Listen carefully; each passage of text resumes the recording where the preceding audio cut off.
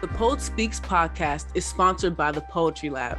Poetry Lab partners attend a monthly workshop led by a teaching artist who represents a fresh new voice in the writing world. The goal, now more than ever, is to hold space for poets to write, read, and craft their learning journeys in a supportive community. And it's only $35 a month. Sign up at thepoetrylab.com/lab partners.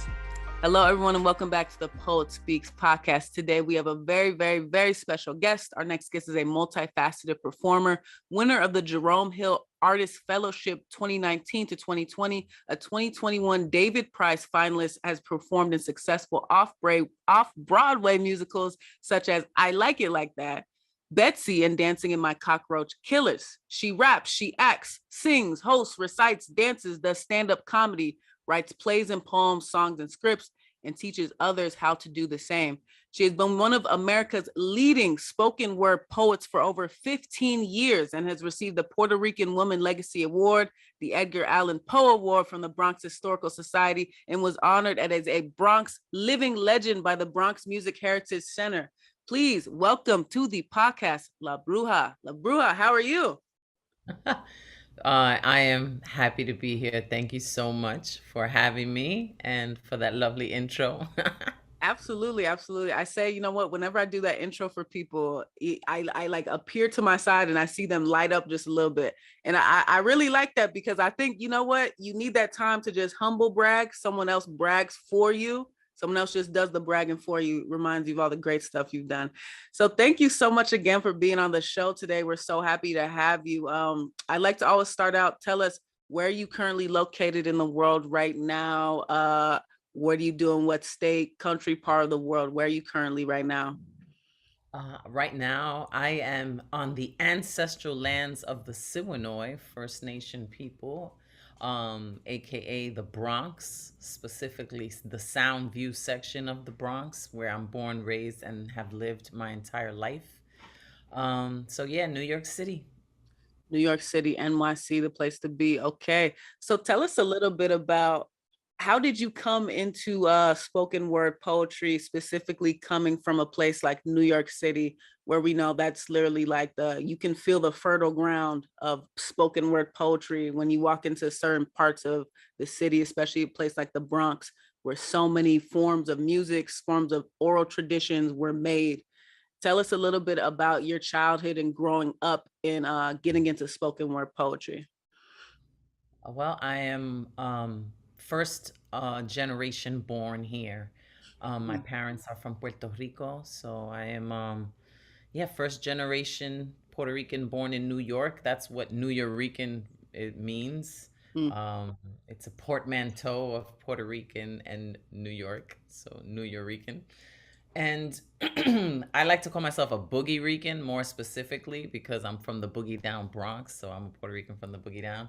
And I've done, my first one woman show was called Boogie Rican Boulevard, Mm. and you know, I um, I was raised by my family, speaking Spanish at home, Puerto Rican culture, and then right outside it was, hip hop. Before we even called it hip hop, we were doing it.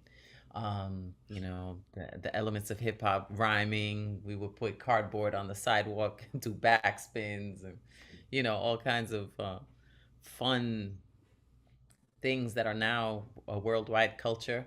But I was also born into the salsa culture. My parents met dancing salsa, so that's a very big part of my family. My cousin is a Fania All Star. He's a conga player for Ruben Blades and is part Mm. of the Fania All Stars. And so I got to meet Hector Lavoe and see Celia Cruz when I was very young. So Wow. I have hip hop and salsa very much in me. But my great grandmother was the poet, my mother's mother's mother. Even though she didn't know how Wow. to read or write, she used to recite, and she's the one that taught me first how to recite poetry when I was very, very little, 3, 4, and 5. I still have photos of Wow. reciting in front of my family and holding open mics in my house with my cousins. And so it started there with my Wow. great grandmother. That's amazing. That's amazing to be able to trace that history all the way back to a great grandmother passing down that, like you said, she wasn't able to even read or write. That is amazing. That's amazing. So tell us a little bit about the name La Bruja. where did that come from and what does that mean? Obviously, we see you've had such a steep history with that for your whole life. Where did that name, Mhm. your stage name, come from? Well, my parents got married on Halloween, and La Oh, Bruja wow. means the witch in Spanish. But my real name, Caridad De La Luz, means charity of the light. And my mother's maiden name is Pagan, which is pagan. So if you put my whole name together, it's charity of the pagan light. Yeah. So, um, as far as being a bruja, I come from a line of healers, women healers, curanderas, and I was also named after the Orisha Ochun, Mm, the Yoruba tradition, La Caridad del Cobre, so it's the patron saint of Cuba. And um, and when we write, we spell, we are spelling, we are creating spells. There's the mm, power of the word. When I called myself La Bruja, I chose that name for myself. And it was a political choice, it was a feminist choice, it was a spiritual choice. We didn't have the words for it back then. I didn't know it was about decolonization, but now mm. I do. I know what my intention was, but now we have the words for these things. And Yeah. it was my purpose to decolonize people's minds when they thought about women healers and the divine feminine. Women have been under attack for being independent and powerful matriarchs. Um, so for all those reasons, La Bruja. Absolutely. When you speak that name, now for those that didn't know, but now they know what the power and the meaning behind your name. When you speak that name, does it bring chills to you? I mean, the way you describe that is a very powerful thing, and I'm such a firm believer. The tongue has so much power, specifically in our names. Do you feel like when people speak that name, La Bruja, when you speak that name, La Bruja, do you feel even more powerful? Let's say as a poet, as a speaker, all those things. I do. I guess the way that Beyonce has Sasha Fierce, Mm-hmm. Caridad de la Luz has La Bruja, and what Caridad may not have felt confident to do La Bruja. There are moments where I do grapple. I do, feel insecure and Yeah. have my doubts. And then there's that other side of me that's like, oh, hell no, we gonna do this. Like, we are all powerful. And, so, it definitely helps me and pushes me forward and, put on a brave face in a world that, is really, really scary. Women are under attack. We treat women the way we treat Mother Nature. And, um, so it does make me feel powerful, even though when I first started, I was the first person to be calling myself a bruja, and Mm-hmm. now there's like a nation of brujas. Like now it's Yeah. mainstream, a lot more acceptance about, um, you know, uh, pre-colonized, indigenous and African traditions. Um, but I was met with backlash. There was definitely backlash and people giving me the side eye, like, oh, you're gonna do witchcraft, or you doing, Yeah. and but I knew that with time people would realize the type of bruja that I am, just by the work. My work speaks for itself. My trajectory, my Mm, my grassroots work, yeah. activism work. Anybody that researches knows what kind of bruja I am. Absolutely. Y'all know what kind of bruja she is. Come on now. I love that. I love that a lot. So I want to take it back a bit. You began your debut as an artist in 1996 when you performed, like you said, at NUYORICAN Poets Cafe. Looking back at that, and now, I mean, you have a legendary career. When people think spoken word poetry, they think your name.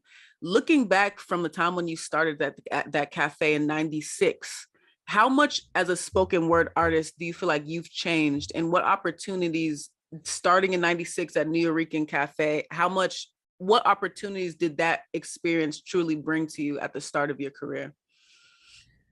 Well, um, I I didn't know how huge poetry was until I went to the New Rican Poets Cafe. That's when I Wow. like I really saw, like, oh, there is a community here. This is a Yeah. culture.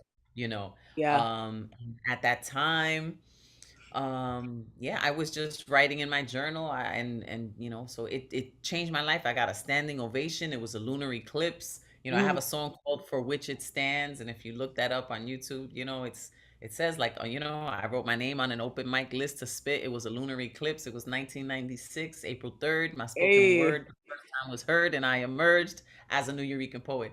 So I was hooked. Like after that, there was no turning Yeah. back. My life was changed completely. The organizers at the time and the administration at the time, they offered me a monthly slot soon Wow. after that performance, and so that's where I started really building my repertoire and like, how can I fill an hour now? And and Wow. just kept developing the craft, developing, and then it turned into monologues, it turned into one woman shows, it turned into hip hop albums. It just kept growing, and a lot of people at first were like, you should do just one thing, but I'm so glad that I didn't. Mm-hmm. That is part of what has helped me sustain myself as an independent artist and survive as an artist, is Yeah. teaching the artistry, doing yeah, work, different kinds of work between teaching and performance, sometimes behind the camera, sometimes in front of the camera. you know um it absolutely changed my life. And then here I am 26 years later since starting my career at the Nuyorican Poets Cafe, and I am now officially the executive director of the Nuyorican Poets Cafe. Wow. Oh my goodness. I didn't even know that. Congratulations on that role. My goodness. That's huge. Wow. Okay. Wow. Wow. Wow. How is that kind of now? I mean, that's a pretty big, monumentous thing. You started there and now you're the executive director, you're running the show. How has that, what is that feeling like? Does that feel like a full circle feeling for you? What's that feel like?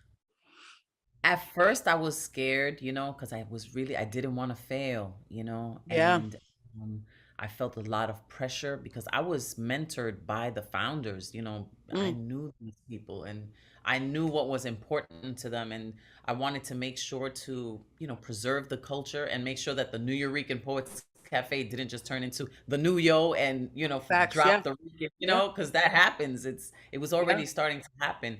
So, being a Nuyorican poet at the helm of the Nuyorican Poets Cafe, like, I know what, poets go through. I've been through those things. But, performing and then curating, producing, organizing, and then during the pandemic, created the first online open mic in the history of the cafe, Yeah. all of those things. And then writing grants to sustain myself, like being the winner of the Jerome Hill Artist Fellowship and being a David Prize finalist. Like, I think, they saw the board saw that I could do it. And Yeah. Absolutely. even with all of that, I didn't know if I could. And now that I'm 6 months in, and we just won a grant, I for 50K for the Well, cafe, yeah. and just working so hard. It is a full circle moment. I do feel super proud. I'm more confident. I'm more calm Mm, in this position, and I have a great crew now. Like, I handpicked my staff, yeah. and Absolutely. all of that matters. All of that really matters, and I'm just doing my best to make my ancestors proud, the founders proud, and Yeah. and the poetry community, to make sure that they always have a home in New York City. It's a big Absolutely. deal. Big congrats on that new role. Big congratulations. I want to take it back to a little bit more. So your first theatrical production, Boogie Rican Boulevard, just like you said, it came out in 2001, had its off-Broadway debut at the Producers Club, and the show was a success worldwide, selling out an 8-week run at Latia Theater in New York. We could keep going on. Tell me, what was that experience like? You had mentioned a little earlier how, expanding yourself as a poet has led you to be able to sustain yourself. What is that like, going from poet to playwright, poet to now actress on this show, portraying 7 different characters, 2 of which were male, as well as singing, rapping, and dancing? Describe that experience going from just solely spoken word poet to now a whole new role or Well, roles. because of the family that I have, because the arts were so important in my family, it wasn't that much of a stretch. Hmm. Um, Mhm. and my mother had me in dance at age 4, had me in piano at age 6. I was doing acting, like I was Yeah. never really on the streets. My mother had me in school, after school, weekends. and, Yeah. and so I was, immersed in the arts. So, then I started, you know, uh, listening and learning from John Leguizamo, Hmm. Whoopi Goldberg. I took a class with Danny Hawk at the time, and my son Wow. was just born. I would go in with take my son in the stroller to the class and Mm, start writing these monologues, and it was about exploration of identity, mm, being Puerto Rican in the Boogie Down Bronx. Even though I spent my summers in Puerto Rico, every time I would go to Puerto Rico, I would I wasn't exactly Puerto Rican, I was okay. American. So Mm, there was this mhm. this exploration of what am I? What is this? Um, am I Puerto Rican enough? Am I American enough? Does it matter? And so I just started creating these characters and this family. And it was at the same time that In the Heights was happening. So I didn't even go see In the Heights because I didn't want it to taint what it was that I was doing. Yeah. Um, and at the time, at the final run that I did was at the Puerto Rican Traveling Theater, and the founder of the Puerto Rican Traveling Theater, her name was Miriam Colon, and she's most famous for being Scarface's mother in the Mm, movie Scarface. mhm. Yes. Mhm.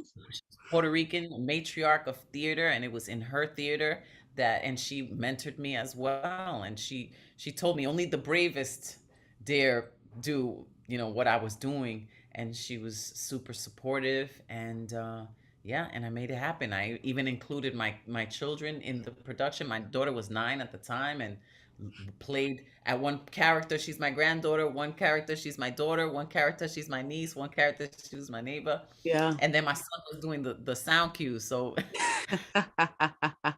keep it in Oh, the family. absolutely. Keeping the family. Ooh. So I'm Hmm. curious for you. You know what? A lot of people will hear this and be like, "Oh my goodness, that's so amazing." And a lot of people will hear that are poets starting out. They want to make a career out of it. And I'm curious for you. Do you think a poet or a person in the arts, whatever, specifically a playwright, a poet, you want to expand your career? For you, do you think that has more so been a fact of a key indicator for you being able to expand on this level has been your location being in New York? Would you say it's location? Would you say it's the people around you? Your grind? What do you think is like the big part of being able to expand your career as a spoken word poet, the way in which someone like you has been able to? It really boils down to the passion. Mm, You have to feel like you would die if you didn't do this. mm, mm, Because otherwise, if you are in it to, for the fame, and you're in it for money, if you're in it for those things, you probably won't survive. You mm. have to absolutely love it, because there are hard dips and falls, and you have to the love of it has to sustain you. And when I wasn't successful in one thing, I was still creating. I was still going. I had a record deal at one point, and it was very misogynistic, and that industry, it felt, I didn't feel safe. I didn't feel comfortable, but the poetry always sustained me. I always had that, the Yeah. open mics to share the community. That to me, it is that community and passion, has really been the thing that Mm, sustained me. The love for my people and hearing their work. And, it's like cyclical, you share, they don't feel alone anymore. They share, you don't feel alone. And it yeah. just keeps you going. So you have to absolutely love what you're doing. You have to love it. And I do love it. It's my life. I live and breathe and eat this, cook Mm, this. yeah. Absolutely. But Absolutely. the hustle, it wasn't until I became a mother that I actually had the courage to start charging, for my Mm, work. mm. Before Wow. that, I really didn't feel that worth. But once it was for other people, because I had to, bring food home, and Yeah. that's when I was like, I had more courage to, like, okay, I have to be paid to do this. Absolutely. Absolutely. Okay, wow, wow, wow. So love of what you do. Amazing, amazing. So, you've done even more film and theater work. You were in Spike Lee's Bamboozled, films like Down to the Bone, Off-Broadway productions. You've been a featured dancer. For you, again, inkling back to that whole idea of what is it like going from that, from the spoken word poetry stage at these open mics to now these platforms, such as being in a Spike Lee movie? What was that experience like? You spoke to a little bit earlier, but what is that experience like now, going from, again, like I said, NUYORICAN Cafe, doing these open mics, to now full blown, you're now in featured films, featured movies, you're doing your own type of you're doing your own films and Broadway productions. What is that like? I mean, really? Um, it's it's scary sometimes, because definitely still suffer from imposter syndrome. Like, I'm like, I Mm, feel, am I an imposter here? Am I the real deal? Do I belong here? Like, I have these moments. yeah. Um, but what it came down to was the writing. Like, I Mm, wouldn't have met Spike Lee had I not started writing my own one woman show. I didn't wait for scripts to come to me. Like, mm, I was mhm, just creating these worlds and mhm, mhm. performing it for two people, 200 people, wherever I could. Yeah. And, that made the difference. I, was written in a magazine, and Spike Lee happened to read it and then reached out to Wow. me to audition for Bamboozled. And, and Wow. that Wow. opened the door for, for the acting. But back when growing up, there was arts in school. Now, like, we had a yearly play, we had chorus, we Mm, had a school band. Like, public schools don't have that anymore. We've taken the arts, yeah. and made it like a hobby, or like Yeah. a luxury, when it's really part of humanity to express themselves artistically. We are killing the artists. Yeah. And during the pandemic, people that didn't have an outlet were going crazy. You Yeah. know, I Absolutely. right? Yeah. If you don't have a healthy way of channeling out your angst and your troubles, and um it becomes addictions, it becomes violence. um but I feel blessed that I've had the arts in my life, that I've had the courage, even when I was afraid, to still go, and still try and put myself out there. There were times that I wouldn't take myself too seriously, Mm, because when you do that and you're rejected, then you internalize that rejection. But when you just, take it light, yeah. and not take it as seriously, you don't make it mean that it's a reflection on you as a human. Yeah. Mm. That really does help to be able to laugh at yourself, and get down and dust yourself off and keep going. And you Yeah. know You know, I wouldn't say a thick skin. I'm trying to develop a thicker skin, but mm, being a really? boss, yeah, as a boss, I'm not used to being the boss of anybody. Like, so this new role has been quite a challenge. I don't like telling people what to do. I don't like micromanaging. I don't like any of those things. I've always been independent, and Mm, so mhm, now having to put that hat on, and having to confront certain issues when there's a problem, people come to me. mm. That's, I think, has been the most challenging thing right now. You know what? You bring up a good point, because you mentioned, even as much the success that you've had, you still face the imposter syndrome. I think that plagues so many writers, that plagues so many poets. It's such a hard craft to really come out and say, I'm a spoken word poet, get on that stage, talk about the millions of topics that affect us individually, and really open up your heart, mind, spirit to random people that you have may never have even met, and share that space. And I think for people to hear, myself even, to hear someone like you that has had so much success, all these amazing things, to say that you have imposter syndrome, for, I think, is a very it brings calming to a lot of people, because so many people have this. And you talked about developing that thick skin.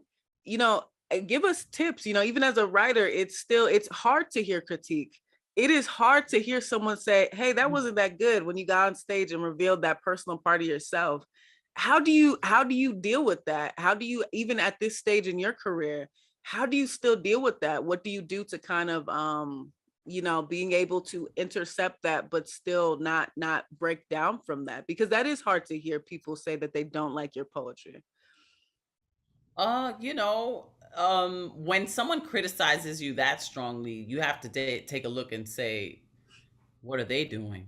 Mm-hmm. And if you can honestly, like, if you can respect their craft and their level of performance, then you can internalize what they're saying. But if they're just talking and they're not, nearly, as prolific as they, are judging you to not be, then, you got to take it with a grain of salt. You have to put it into context. Yeah. Um, Mm-hmm. that's one. You got to, determine who it's coming from.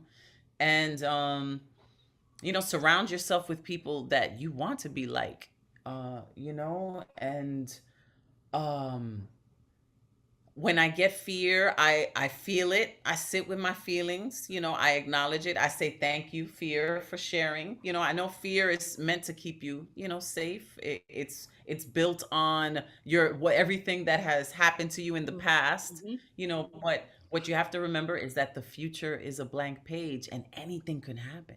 That's Yeah. part of the manifesting too, in poetry and spoken word, choosing your words wisely, what you put out, what you say to yourself, all of those things. I do coach myself when I start, feeling anxiety. I tell myself, I've gotten myself this far. What makes you think you're not going to get through this? Or, Absolutely. um, Mm-hmm. it's really not that serious. Am I going to care about this 10 years from now? Is this moment going to matter in 10 years? If not, it's fine. Keep it going. You know? Um, yeah, I mean, I acknowledge my fear. I sit with it sometimes with uncomfortable feelings, but I also recognize that vulnerability is a superpower. To Mm-hmm. be vulnerable, that's a super strength Yeah. that has been mislabeled and misrepresented as a weakness, but Yeah. it's not. People have Absolutely. also said that words, sticks and stones may break my bones, but words may never hurt me, and that's not true. Yeah. Words can destroy somebody. So I think about the power of words. I think about what I'm saying. I think about what I'm saying to myself. Even when I'm speaking to myself poorly, I also ask myself, whose voice is that? Mm. Is that really me? Or is that society? Or is that my first grade teacher?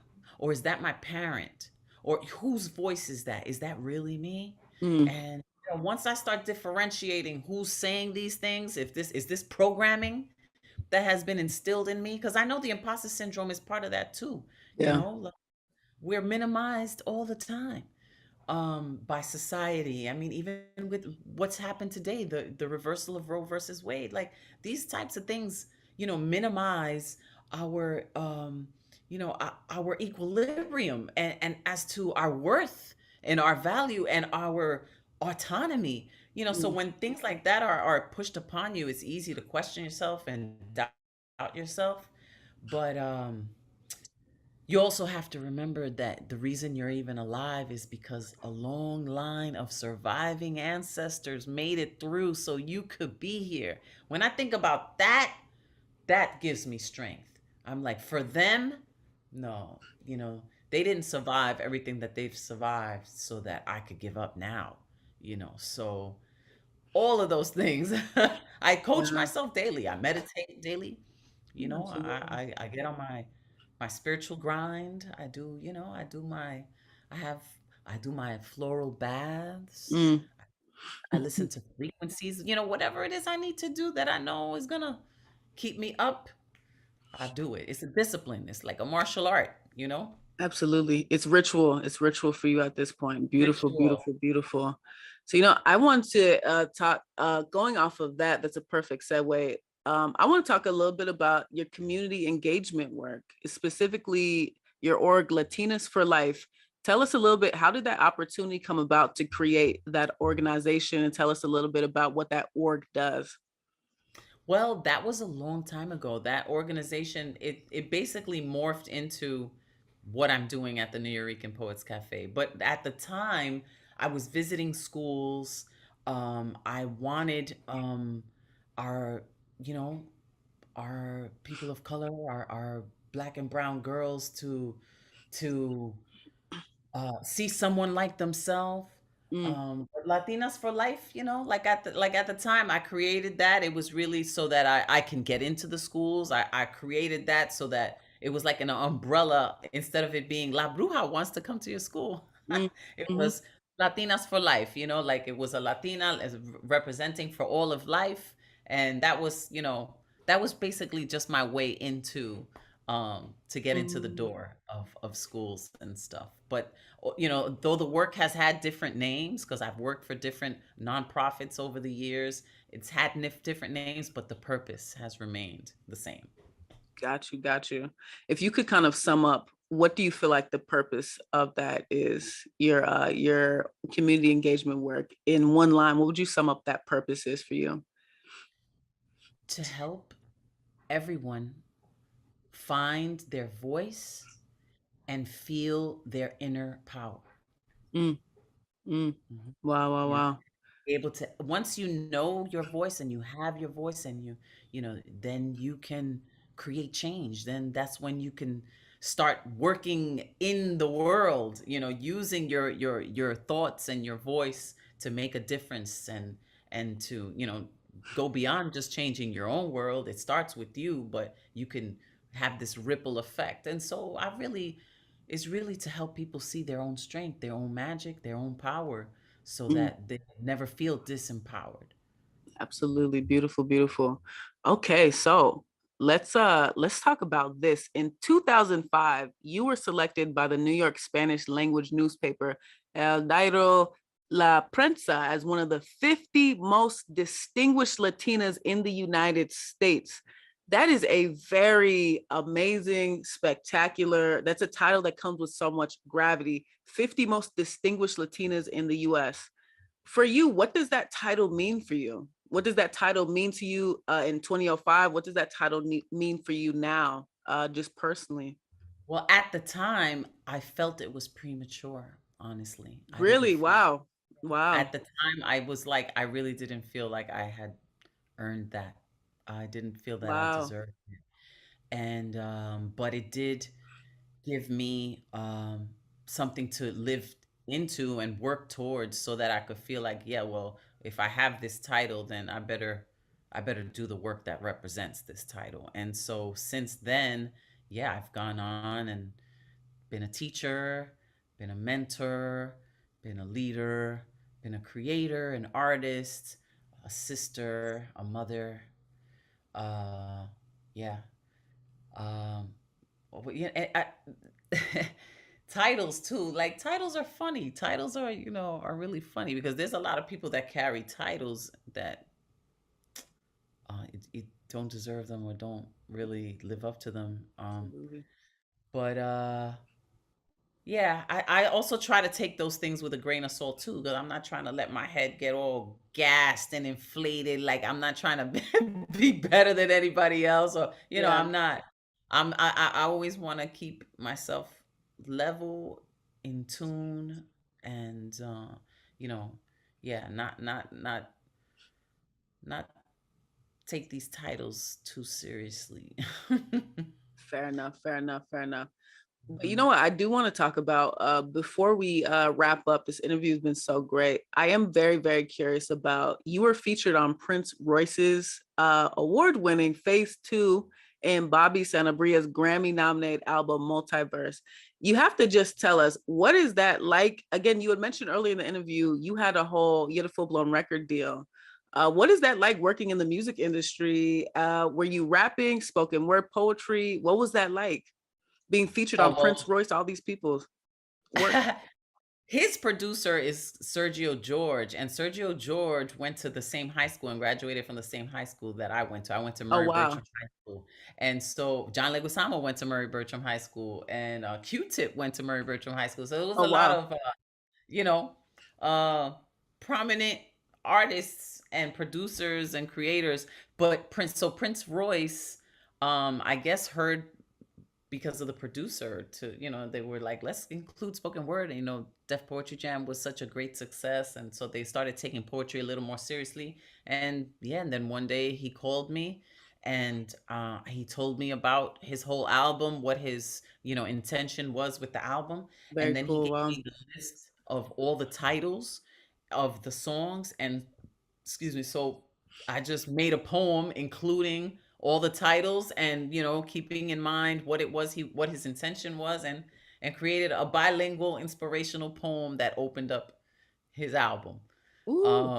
Yeah, so that was cool. I did that with Bobby Sanabria. He is like an encyclopedia of Latin jazz, and Mm. and the African diaspora and the Puerto Rican and Caribbean diaspora. So he gave me this whole class on 100 years of Latin jazz, starting with Mario Bausa. And so I took all of the things he said and then created this whole poem rap, and it's called I think it's called The Chicken. On that album it's called The Chicken. And I Oh, performed it at the Apollo, and yeah, that's like a scat poetry rap combination, but total spoken word. All of it is spoken word. yeah. And yeah, it felt good. It felt good to be included on these albums. And but what I noticed and what I could tell you is that a lot of people will think that maybe this is the big shot. This is the big thing. Hmm. This Mm-hmm. is gonna make it blow. Yeah. Okay, maybe this is and Mm-hmm. I want you to clear your mind of that.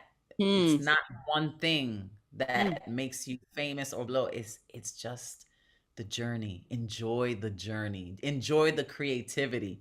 Hmm. If you Hmm. bank too much on one thing, you're gonna miss out on all the other stuff you could be True. creating and doing. True. So just do it for the love of it. Do it for the love.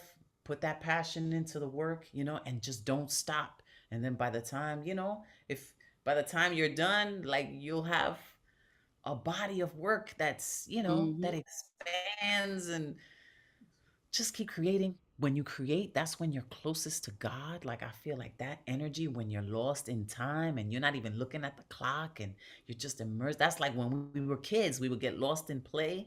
Mm. Mm-hmm. The arts still allow us to get lost in play and still Mm. tap into that inner child that Yeah. is inside. So yeah, Word. that's where it's at. That is a gem, man. That is such a gem. I love that. Getting lost in the art. I completely can concur and take away from that myself. Yeah, getting lost from the bottom of your feet to the top of your head, getting lost in your whole sense and your whole being. There's no greater feeling. I agree, you feel closest to your true self, feel closest to God, whatever God it is that you serve. Hallelujah. Amen. I love that. I love that. Yes, yes, yes. So this is such a great interview so far. We have two final questions for you. So the first one, what do you think people can truly take away from spoken word and poetry? What can they truly take away? Um, mm, what can they truly take away? I think it all depends on the person. Mm, What can they truly take away? It's really a matter of, how aware are we? How empathic are we? Everyone's at a different level, and I feel like the more empathic you are, the more open you are to humanity and to people, then you'll get a whole lot more than somebody that isn't. mm, Um, but you can get connection, you can get humanity, you can get mm, inspiration. Um, yeah, you can get so much empowerment by listening to people's stories. And but when I coach people and they perform, I tell them not to focus too much on what the audience is going to think. mm, mhm. Just be proud of yourself that you had the courage to just do anything, that you Yeah, had the courage to write a line or share a rhyme. The fact that you even did that, that's where you could feel, good about that. Feel good, and and um and so, like, what people can take away from the poetry is like the same thing that you could put in. It's like it's what you can put in is what you can get out of it. It's what level are you really committed and yeah, absolutely. connected to. So Mm. It's different Mm-hmm. for everybody, but it's a saving grace. I could tell you that poetry saved my life. Hmm. Wow. Poetry saved your life. You know what? That's such a really continuing off of that. How has poetry saved your life? That's a very powerful statement. That gives me chills. Poetry saved your life. How has poetry for you saved your life? I mean, I'm a suicide attempt survivor. Mm, I'm a survivor of rape. I've been sexually assaulted countless times. Um, you know, those things affect you. And yeah, I was like suicidal at one point. mm, And it was the poetry that got me out of it. It was the poetry. It was being able to get it outside of myself. And if it weren't for poetry, like, and then there was even times like even like during 9/11, when during mm, that time, mhm, and there's like these dark, painful moments that you don't even know if you have anything to give, but mm, somehow through the poetry, there's still that gives you that one little bit push more that you need to just keep going. Like poetry just always gave that to me, and it always had that for me. And it changed my life. It gave me a path to follow that. Like now I live authentically mm, as myself. Like I am Caridad De La Luz and La Bruja equally, on stage, off stage. Like no matter where you meet me or where you find me, I'm still me. mm, Like mhm. I don't change. I Yeah. don't have to change. And if it weren't for poetry, I really think that I would not be alive. Wow. Thank you so much for sharing that. I know you're speaking to just sharing that part of yourself. You're helping so many people as they listen to this show. So thank you so much for sharing that with us. But we have one last final question. All right. So tell me, why do you need to get your words out? Why do I need to get my words out? Because if I don't, I'll get an ulcer and a migraine, and I'll get sick. I know that I will literally be sick Yeah. if I don't like during the pandemic, I was able to sit at home and create, and I actually had a great time with myself during the pandemic. I wasn't running Mm, around and, meeting deadline here or performance here. Like I was able to just sit with myself. That and I emerged stronger, you yeah, know, absolutely. and it was because I was still able to get the words out, get the art out, get the creativity out. If you don't, I'm telling you, if you don't speak authentically and say what you feel, Mm, you're gonna get a sore throat. You might get a heart attack. You yeah. might get an ulcer. You might even get cancer. Yeah. It starts to manifest itself physically Yes, within ma'am. your body when you do not get the truth out. Yeah. Yeah. When you're denying yourself of your truth, it's Ooh. absolutely you're You gonna could you could fool your mind, you could yeah, fool your heart, but you can't fool your spirit. Your spirit will not let you off the hook. It won't. absolutely. Mhm. Absolutely, absolutely. Very powerful words. All right. Well, thank you so much, La Bruja. This has been an amazing interview. We appreciate you so much coming on this podcast today. Before we officially wrap up, please tell us what's 2022 looking like for you and beyond with all your roles, any new projects, as well as where can we find your amazing writing, all of your up-to-date events, all that good stuff. So social media handles, websites, all that good stuff. Uh, well, I am working on my next one woman show. This is going to be my third one woman show. It's called From Poor to Rico, From Poor to Rico. Nice. And I'll be doing that during this summer. I'm going to have some readings, but I'll be doing that in the fall at the Ostos Community College in the Bronx. You could follow me at La Bruja NYC, LABRUJA NYC. That's my Instagram, that's my Twitter, that's my TikTok. My real name, Caridad de la Luz, which means charity of the light. CaridadDeLaLuz.com is my website. You can learn more about me there. If you Google me on YouTube, you'll definitely find all kinds of videos. Yes, ma'am. And and I have 2 albums on Spotify. I have For Which It Stands and Brujalicious, and all of that music is on YouTube too and on iTunes. Yeah, if you Google me, you will find something. You might be surprised at what you find. Absolutely. Okay. All right. Well, La Bruja, everyone go check out all of La Bruja's amazing stuff. Check out all of her work. It'll be in the YouTube page of the Poet Speaks podcast. Check out the description box for this specific episode on the YouTube page of the Poet Speaks podcast. So La Bruja, thank you so, so much for coming on the show today. You spent so Amanda, much. when are you going to come to the NUYORICAN Poets Cafe? You have to come to New York City and visit us at the cafe.